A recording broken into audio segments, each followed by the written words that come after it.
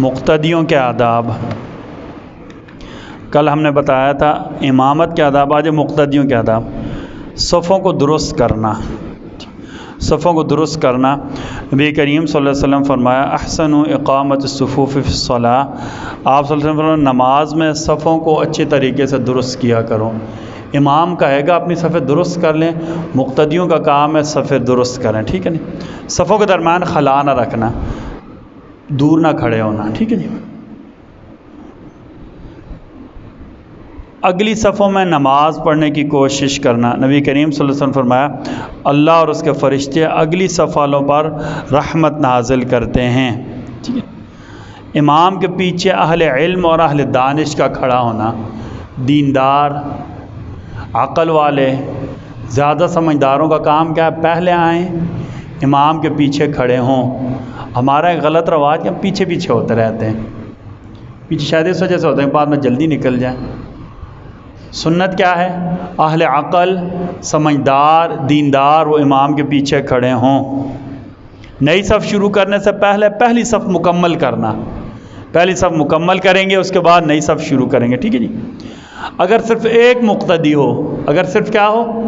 ایک مقتدی ہو تو وہ امام کے دائیں جانب کھڑا ہوگا، اگر اس دوران اور لوگ آئیں گے اس کو ہاتھ لگائیں گے، وہ کیا ہوگا؟ ان کے ساتھ پیچھے ہو جائے گا، ٹھیک ہے جی۔ اگر امام کی آواز نہ پہنچے تو مکبر مقرر کر دینا، اسپیکر وغیرہ نہ ہو، امام کی آواز پچھلی صفوں میں نہ آ رہی ہو، پیچھے ایک مکبر کیا کر دینا؟ مقرر کر دینا، ٹھیک ہے جی۔ مقتدی کی تکبیر تحریمہ کا امام کی تکبیر تحریمہ کے ساتھ ہونا، ٹھیک ہے جی۔ امام کو جس حالت میں پائے اس کی اقتداء کرنا۔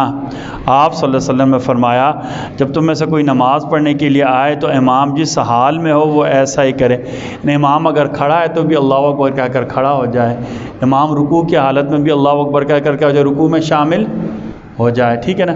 اچھا اگر رکوع میں شامل ہو گیا بے شک تھوڑی دیر کی تو اس کی پوری رکعت تصور ہوگی، لیکن ساتھ رکوع اگر ہو گیا پھر بے شک آ کر سجدوں میں شامل ہو جائے، اس کی رکعت کیا ہوگی؟ ضائع تصور ہوگی، یہ رکعت کیا کرے گا؟ بعد میں پڑھے گا، ٹھیک ہے جی۔ سورہ فاتحہ کے بعد آمین کہے اور آہستہ آواز سے کہے، ٹھیک ہے نا۔ ضد بازی میں آ کر اونچی آمین نہ کہے کہ سارے لوگوں کو پتہ چلے کہ یہ اہل حدیث کھڑا ہے، ہاں جی، ایسا نہ کہے، ٹھیک ہے نا۔ ایسا کوئی مقابلہ شریعت نے ایجاد نہیں کیا ہے، ٹھیک ہے جی، ایسا کوئی مقابلہ شریعت نے۔ یہ ہمارے کیا کہتے ہیں برصغیر کے بزرگوں میں سے نا، برصغیر کے بزرگوں میں سے کہ اہل حدیث بزرگ گزرے ہیں تو وہ خود بہت معتدل مزاج تھے۔ جو علماء ہوتے ہیں معتدل مزاج ہوتے ہیں کہ علمی اختلاف اپنی جگہ، اس کا کوئی انکار نہیں کرتا۔ علمی اختلاف کیا ہے؟ ٹھیک ہے کہ مثلا آمین اونچا کہنا ہے، ایسا کہ علماء کا اختلاف ہے، ٹھیک ہے، اس میں قطعاً کوئی شک نہیں ہے، ہر کسی کے پاس اپنے دلائل ہیں، ٹھیک ہے نہیں۔ اچھا تو کہتے ہیں ایک بڑے اہل حدیث عالم تھے، شاید مولانا محمد حسین بٹالوی رحمۃ اللہ تعالیٰ تھے، ٹھیک ہے، تو بہت بڑے عالم تھے، اشاعت السنہ ان کا رسالہ نکلتا تھا۔ برصغیر میں نا قادیانیوں کی تکفیر کا سب سے پہلا فتویٰ انہوں نے دیا تھا، اور اس کی وجہ پتہ کیا تھی؟ مرزا قادیانی کو بطور مبلغ بھی انہوں نے ہی مشہور کیا تھا، ٹھیک ہے۔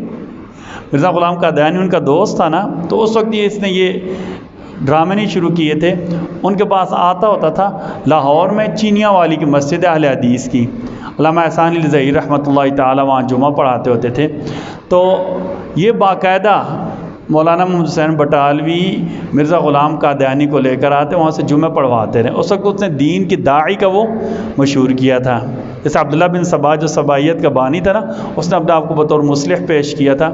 تو مولانا محمد حسین بٹالوی جب اس کے عقائد کا پتہ چلا تو انہوں نے فوراً، باقی لوگوں نے پھر بھی سوچا یار اس سے پوچھتے ہیں ایسے ہے یا نہیں، ان کا میں ایسے بڑے بچپن کا جانتا ہوں، فوراً پہلا فتویٰ کفر کا اس کے اوپر دیا کہ ڈائریکٹ نبوت کا دعویٰ کر رہا ہے، ٹھیک ہے۔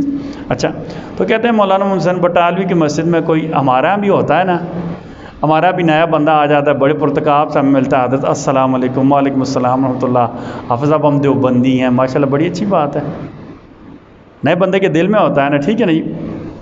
تو کیا کہتے ہیں مولانا محمد حسین بٹالوی کہتے ہیں مغرب کی نماز پڑھا رہے تھے نا، ٹھیک ہے، تو ان کی مسجد میں کہتے ہیں بہت اونچی آواز سے وہ آمین، کہتے ہیں بھائی سنت کتنی ہے؟ آمین، اتنا کہنا سننا تھا، ٹھیک ہے نا.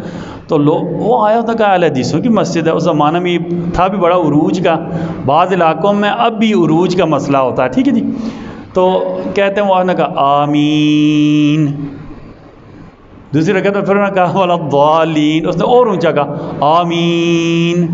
مولانا محمد حسین بٹالی نے سلام پھیرا، انہوں نے کہا بھائی اللہ اور اس کے رسول نے آمین کہنے کا حکم دیا، آمین کی اذان دینے کا حکم نہیں دیا ہے، ٹھیک ہے جی. اللہ اور اس کے رسول نے آمین اونچا کہنے کا حکم دیا، آمین کی اذان کہنے کا حکم نہیں دیا، لہذا احتیاط کیا کرو، ٹھیک ہے جی. اچھا، بلا ضرورت امام کو لقمہ نہ دینا. بلا ضرورت امام کو لقمہ، جب بہت زیادہ مشکل ہو، پتہ جب رکعت ضائع ہونے کچھ مسئلہ ہو، پھر امام کو کیا کریں، تصحیح کر دیں یا لقمہ دے دیں، ٹھیک ہے جی. نبی کریم صلی اللہ علیہ وسلم نے فرمایا سیدنا علی کو مخاطب کر کے، اے علی نماز میں امام کو بلا ضرورت لقمہ نہ دیا کرو. اللہ تعالیٰ ہم سب کو کہنے سننے سے زیادہ عمل کی توفیق عطا فرمائے، ٹھیک ہے. ربنا تقبل منا انك انت السميع العليم وتب علينا انك انت التواب الرحيم برحمتك يا ارحم الراحمين.